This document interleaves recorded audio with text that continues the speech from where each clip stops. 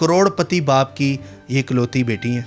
12 साल इन्होंने स्टेज भी किया, स्टेज ड्रामों की रंगीनियाँ भी देखी हैं, सेक्स वर्कर भी रही हैं। तो रंगीनियों में अंधेरा है, बहुत खौफनाक। कभी मैं सड़क पे जाऊँ, बल्कि डर लगता है बाहर निकलते वक्त रात को ना। पहली बार किसने कहा था, वो इंसान याद है आपको? उसने वहाँ पे मेरे साथ, उस बंदे ने मेरे साथ वहाँ पे वो हरकत की।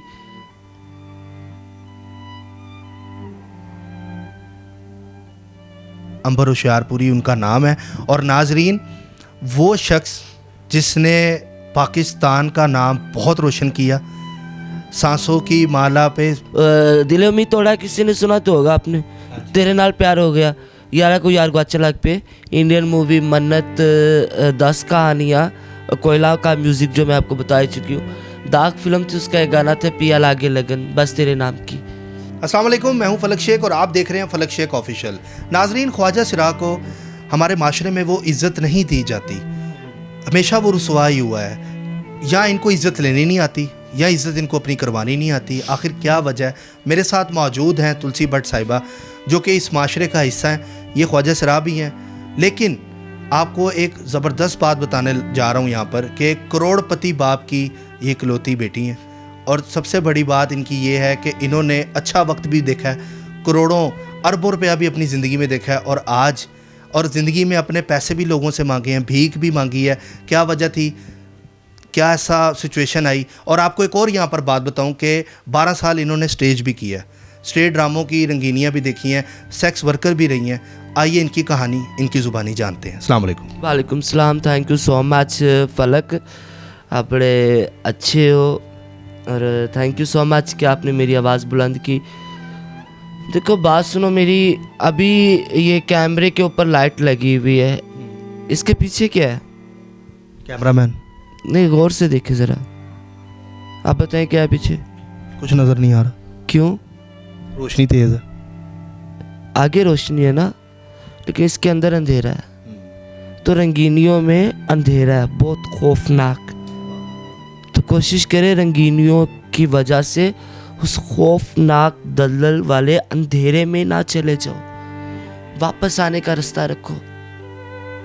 मुआशरा ये हर ऑप्शन लेके खड़ा हुआ है। सो डिपेंड करता है कि आप क्या सिलेक्ट करते हो, आप कौन सी चीज़ को चूज़ करते हो, अच्छाई को या बुराई को। मैंने कभी नहीं दिल किया मेरा कभी मैं सड़क पे जाऊं, बल्कि डर लगता है बाहर निकलते वक्त रात को ना। पतने लोग कैसे सड़कों पे खड़े होते हैं, मैं देखती हूँ, बहुत इंटरव्यूज़ देखती हूँ मैं, सड़कों पे खड़े हुए जिस्म फरोशी कर रहे हैं, कुछ अजीब। मैं आपसे जानना चाहूँगा, ये जिस्म फरोशी क्या है? ये लफ्ज़ इतना भयानक है, तो ये काम कितना भयानक होगा? आपने वो किया भी हुआ है, तो क्यों ये काम किया? इस दलदल में किसने घुसाया आपको? कोई डायरेक्टर था, कोई प्रोड्यूसर था? पहली बार किसने कहा था? वो इंसान याद है आपको? हाँ, मुझे वो शख्स कभी भी नहीं भूलेगा। उस शख्स की आने वाली नस्लों को मेरी बद्दुआ है, अल्लाह करके उसे अल्लाह हदायत दे, ये मेरी बद्दुआ है। मुझे फ़र्स्ट टाइम नशावर चीज़ें दी गई और घर पे रोटी नहीं पकी हुई थी। तो तब शाहनूर एक इलाका है, उस एवर्न्यू स्टूडियो के सामने रहते थे, तो ना वहाँ पे रात को गाने चलते थे सिनेमा में। तो छुप के गाने देखने के लिए ना, जैसे बच्चे होते हैं कुर्सियों के पीछे छुप के देखते, वो डायरेक्टर का ही उसे शौक़ था ऐसे गंदे कामों का।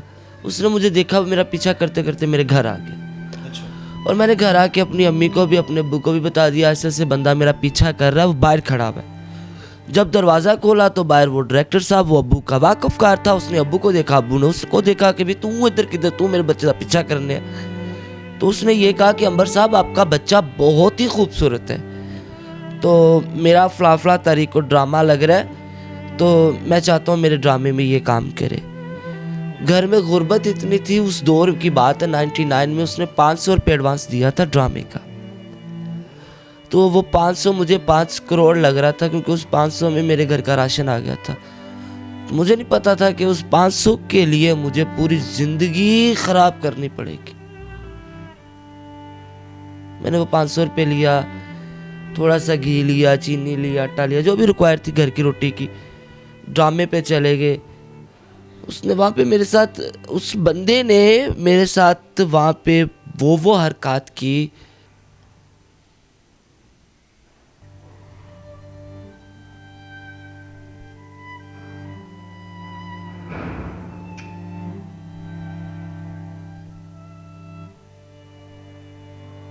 याद करके भी खौफ आता? नहीं, तरस आता। आपने अबू को नहीं बताया आके कि ये मेरे साथ ये हरकत कर रहा है? अबू ने कुछ नहीं कहा, हालांकि वो वाकफ़कार भी था। तब तक लत लगी हुई थी। मोबाइल मांगा है, तब तो मोबाइल था ही नहीं उस दौर के। एक एग्जाम्पल दिया, बैलेंस मांगा है, शॉपिंग मांगी, खाना मांगा, जो भी मांगा मिला। तो मैंने कहा, उस दौर में मैंने ये सोचा कि मेरे एक की वजह से बाकी बच्चों की ज़िंदगी बचती है, तो मेरे जैसे कई बच्चे इस बहन भाइयों पे कुर्बान। लेकिन अफसोस आखिर पे वो बहन भाई भी नहीं बने। अब अकेली रहती हैं आप? अच्छा, मुझे ये बताएं तुलसी भट्ट साहिबा, मैं आपसे ये जानना चाहूँगा, इतने बड़े बाप की आप बेटी हैं, उनकी तरबियत भी कुछ चीज़ मैं समझता हूँ कि होती है कि माँ बाप की तरबियत बहुत मैटर करती है। स्कूल कॉलेज मैटर नहीं करते, माँ बाप की तरबियत मैटर करती है। तो मुझे आप बताएं कि क्या उन्होंने आपको इस काम से नहीं रोका जब उनको पता लगा कि मेरी बेटी इस काम में है? तब तक, जब तक उन्हें पता लगना शुरू हुआ, तब तक वो उनके अपने होशोवास ख़त्म हो गए थे। उनको जिगर के कैंसर ने घेर लिया था। और नाजरीन को मैं यहाँ बताता चलूँ उनके वालिद साहब कौन है। अंबर होशियारपुरी उनका नाम है। और नाजरीन, वो शख्स जिसने पाकिस्तान का नाम बहुत रोशन किया। सांसों की माला पे, मुझे अब नाम भी, गाना भी याद नहीं आ रहा, मैं आपसे सुनूंगा अभी वो गाना। पी का नाम मेरी तोबा तोबा, कोयला फिल्म का गाना है, इंडियन। हाँ, कोयला उससे पहले जीत फिल्म में वालिद साहब ने लिखा है। मेरे बाबा का है। दिले उम्मीद तोड़ा, किसी ने सुना तो होगा आपने। तेरे नाल प्यार हो गया, यारा को यार को अच्छा लग पे, इंडियन मूवी मन्नत, 10 कहानियाँ, कोयला का म्यूज़िक जो मैं आपको बता चुकी हूँ। दाग फिल्म थी, उसका एक गाना था पिया लागे लगन, बस तेरे नाम की।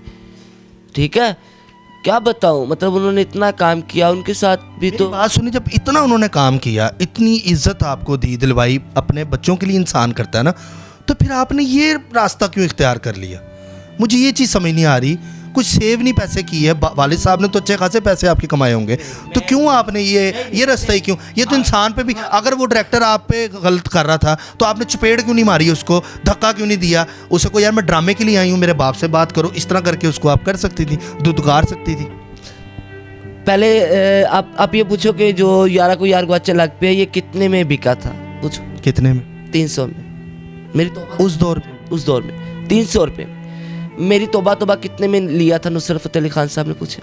कितने में? 2 के 250 में। ठीक है, मेरे बाप का गाया हुआ कलाम गा गा के आरिफ लोहार साहब यारा को यार को अच्छा लग पे तो सुने। वो लंदन में उनको ताज पोशी हुई, सोने का ताज पहनाया गया, और अंबर होशियारपुरी को उन्होंने एक छोटा सा मफरल भी ना लेके दिया।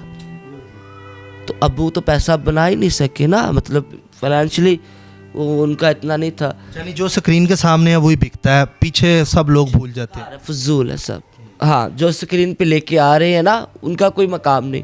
रही बात डायरेक्टर को ये सब कुछ करने की, तो मुझे अपने घर में बंद चूल्हा नज़र आता था, बहन भाइयों की भूख नज़र आती थी, तो इसलिए ना चाहते हुए भी वो सब कुछ करना पड़ता था जो नहीं करना चाहिए था। जब लत पड़ी थी तो आपकी मर्जी भी होती थी उसमें, कि मर्जी हमेशा से नहीं थी? मर्जी पहली बार नहीं थी, उसके बाद तो फिर मैंने वो हरकतें कर दी, वो मैंने पैसा कमाया कि लोगों के साथ हाथ मिलाने के, मैंने उस दौर में 10-10, 5-5 हज़ार रुपये मैंने सिर्फ हाथ मिलाने के, 20-20 हज़ार चाय पीने के लिए।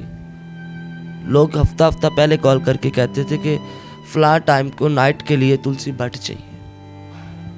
वो लोग गलत हैं कि आप गलत हैं? मैं गलत।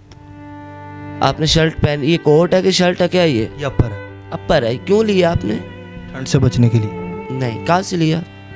ये ब्रांडेड शॉप है, वहाँ से मार्केट में आया तो लिया।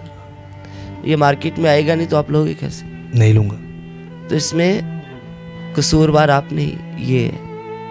हम लोग ऐसे शो पीस बन के मुआशरे के लिए बिकने के लिए तैयार होके खड़े नहीं होंगे तो ख़रीदार कैसे हमें ख़रीद सकते। मैं आपसे ये जानना चाहता हूँ कि देखें, आपको पता है ये काम गलत है, वो औरतें भी तो हैं जो हाथ फैला के पैसे मांग लेती हैं, जो कोई छोटा मोटा अपने बंदे के साथ कोई कारोबार कर लेती हैं, तो आपको थोड़ा भी एहसास नहीं हुआ इस बात का कि यार मैं किस घराने से मेरा ताल्लुक़ है, मेरे वालिद साहब का कितना बड़ा नाम है, अगर मैं ये काम करूँगी, ये हरकतें करूँगी तो उनकी इज़्ज़त भी ख़राब होगी। ज़हन में कभी ये बात आई? भूख सबसे बड़ा गुनाह भूख है, सबसे बड़ा गुनहगार भूख है, ठीक है। भूख गुनाह सवाब का एहसास भुला देती है, मंदिर मस्जिद की पहचान भुला देती है। मुझे उस टाइम में सिर्फ पैसा चाहिए था। कितने पैसे कमा लिए इस काम से?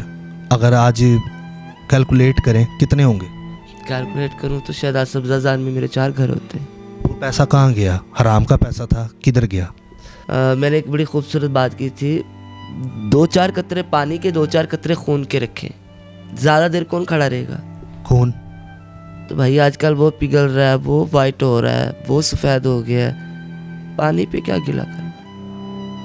ये सब पानी का बुलबुला है। आज आंखें खुली ना तो इर्द गिर्द कुछ नहीं पाया, तो रब की याद आई।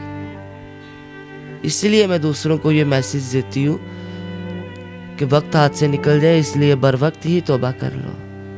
आप बता रही थी कि बाप को अनार का जूस पीना था, मैंने आपकी सुनी थी बात, उसके पैसे नहीं थे आपके पास, तो वो क्या स्टोरी है, वो बताएंगी?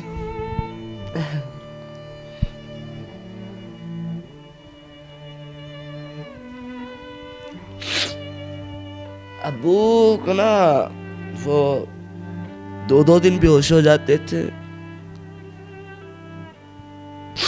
मेरा अबू बहुत सेंसिटिव था, बहुत इतना सफाई परस्त इंसान था कि उसके बेड पे कोई आके बैठता था तो वो उस बेड पे बैठना पसंद नहीं करता था। इतना परहेजगार और इतना साफ।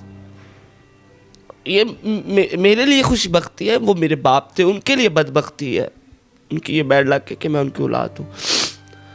तो अबू की हालत बहुत अजीब सी थी। तो अबू ने कहा कि मैंने अबू से पूछा, मैंने कहा अबू जी तुसी कुछ खाना है? तो अबू कहना मैं ना जूस पीना। जिस अंदाज में मेरे बाप ने वो जूस का कहा ना,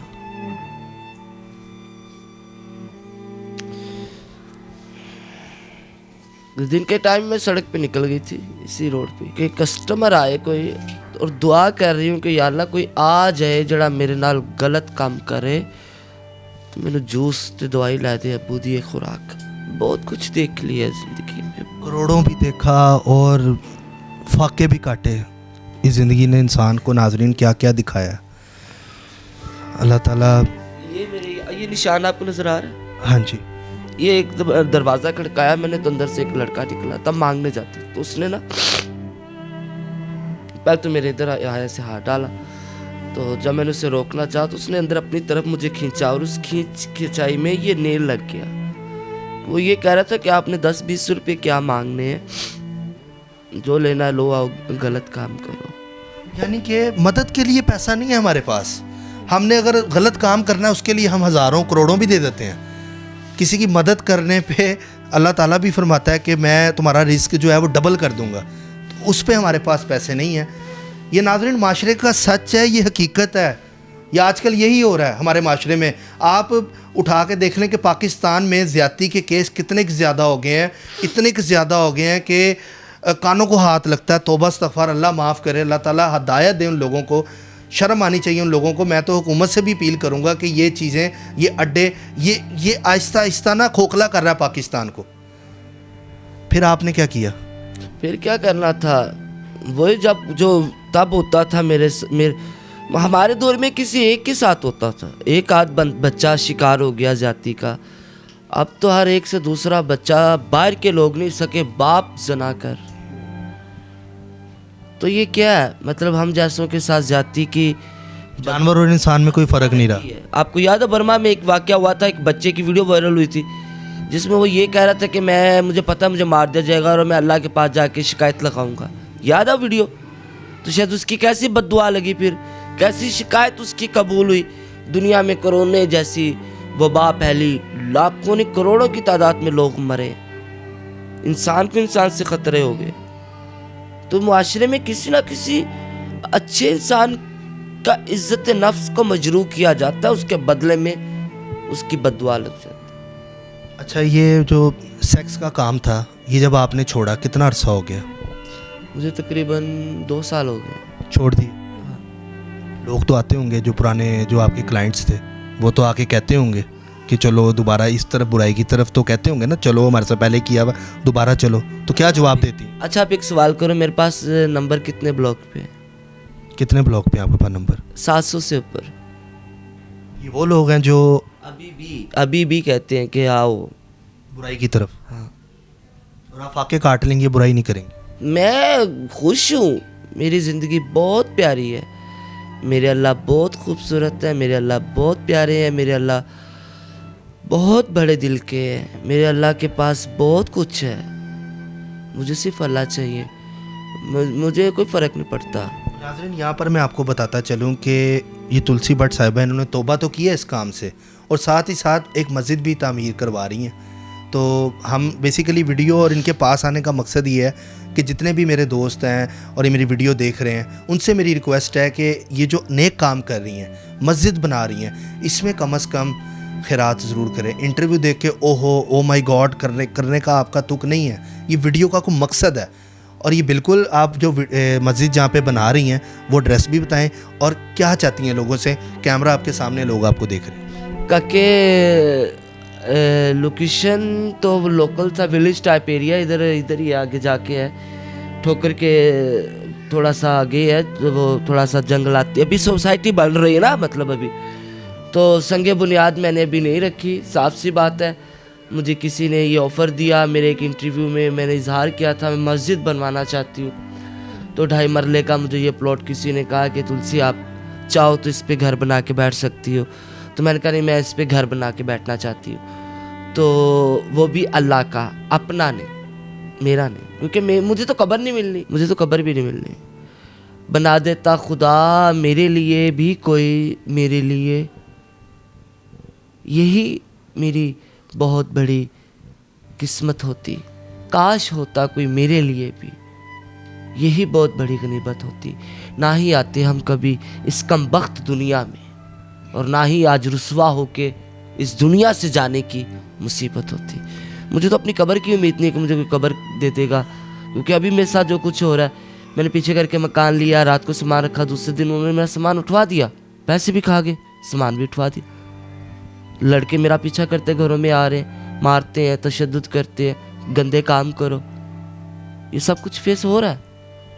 तो आपको आप जो ये लोग मेरे साथ गलत कर रहे हैं और मेरा इंटरव्यू भी देख रहे हैं, मैं चुप हूँ, क्योंकि मेरा इस बात पे यकीन है कि और अल्लाह बेहतर इंसाफ करने वाले हैं। ये कुरान का फरमान है, कुरान में ये लिखा हुआ है, और ये बिल्कुल बेशक ये सच, इन नमाल साबिरीन, और अल्लाह सब्र करने वालों के साथ।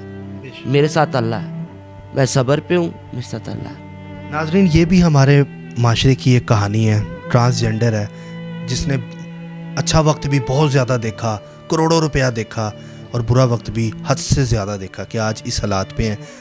तो ये जो नेक काम कर रही है, मेरी आपसे रिक्वेस्ट है, जो स्क्रीन पर नंबर आ रहा है इस पर इनसे रब्ता करें, और प्लीज़ खुदारा मेरी रिक्वेस्ट है कि फजूल बातों की तरफ जिन्होंने करनी है वो मत करें, जिन्होंने वाकई, क्योंकि ये नेक काम के लिए कोशिश कर रही हैं। तो आप सबसे मेरी रिक्वेस्ट है कि नेक काम के लिए अपना कदम बढ़ाएं, इनका साथ दें, ताकि उस मस्जिद में लगा हुआ पंखा भी जब तक चलेगा ना, उसमें आपको सवाब होगा। हम आपसे मिलते हैं अगली वीडियो में, तब तक के लिए अपने मेज़बान फलक शेख को दें इजाज़त। अल्लाह हाफिज़।